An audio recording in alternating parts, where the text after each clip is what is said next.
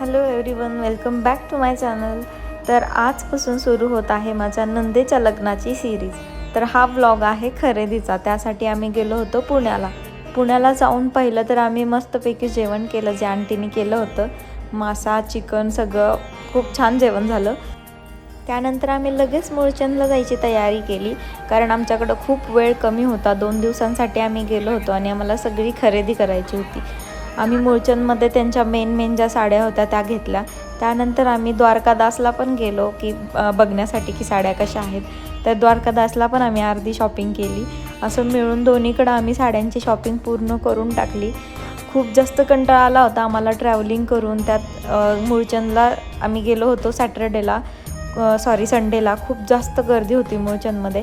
त्यानंतर आम्ही दुसऱ्या दिवशी जाणार होतो तुळशीबागेत. आम्हाला खूप जास्त पहिलाच कंटाळा आला होता. त्यानंतर दुसऱ्या दिवशी सकाळी लवकर उठून जाणार होतो. तुळशीबाग, रविवार पेठ असं सगळं करणार होतो. तर कोणताच व्लॉग स्किप करू नका. इथून पुढचे सगळे व्लॉग लग्न होईपर्यंतचे सगळ्या सिरीज असणार आहेत लग्नाच्या. तर इथं आम्ही आलो आहे आत्ता द्वारकादासमध्ये. इथं पण आम्हाला साड्या घ्यायच्या होत्या. इथं साड्या घेऊन झाल्यानंतर आम्ही थोडंसं खाली नाश्ता केला होता. व्लॉग घ्यायची माझी अजिबात कॅपॅसिटी नव्हती. माझा अवतार बघून तुम्हाला कळतच असेल. आम्ही काहीच न आवरता लगेचच जेवण करून खरेदीसाठी बाहेर पडलो होतो. जे ह्या दिवसाचे व्लॉग होते, एंडिंगचे क्लिप होते, ते मला काही शूट नाही करता आले. हा आहे दुसऱ्या दिवशीचा व्लॉग, ज्या दिवशी आम्ही आता तुळशीबाग, रविवार पेठ असं करणार होतो. आमच्याकडं खूप मोठी लिस्ट होती आणि वेळ कमी होता. पण आम्ही गेलो होतो सोमवारी तुळशीबागेत, आणि तुळशीबागेत सोमवारची अर्धी दुकानं बंद असतात. त्यामुळं आम्हाला दुसरा दिवस म्हणजे मंगळवारी पण आम्हाला तुळशीबागेत जावं लागलं, रविवार पेठेत जावं लागलं. कारण की अर्धे दुकानं बंद असल्यामुळे आमची अर्धी लिस्ट तशीच राहिली होती. जे पण काही सामान दिसत होतं आम्हाला वरती ते सगळं आम्ही खरेदी केलं होतं सोमवारीच. ऑलमोस्ट सगळं झालं होतं.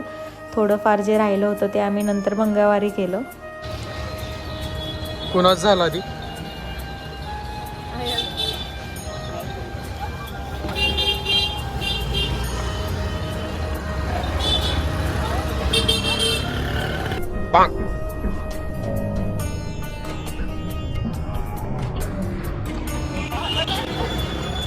आणि फक्त सूटकेस घ्यायची राहिली होती. त्यासाठी आम्ही परत डीमार्टमध्ये गेलो संध्याकाळी.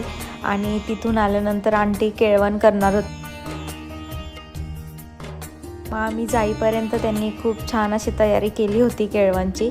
अशी आम्ही शॉपिंग केली होती, ती सगळी आम्ही भरून ठेवत होतो, कारण दुसऱ्या दिवशी आम्ही निघणार होतो कोल्हापूरला जायला. आणि केळवणची ही जी तयारी केली होती त्यांनी एकटीनेच केलेली, खूप छान झाली होती. आणि जेवण पण खूप मस्त झालेलं. नेक्स्ट ब्लॉगसाठी स्टे ट्यून गाईज. बाय.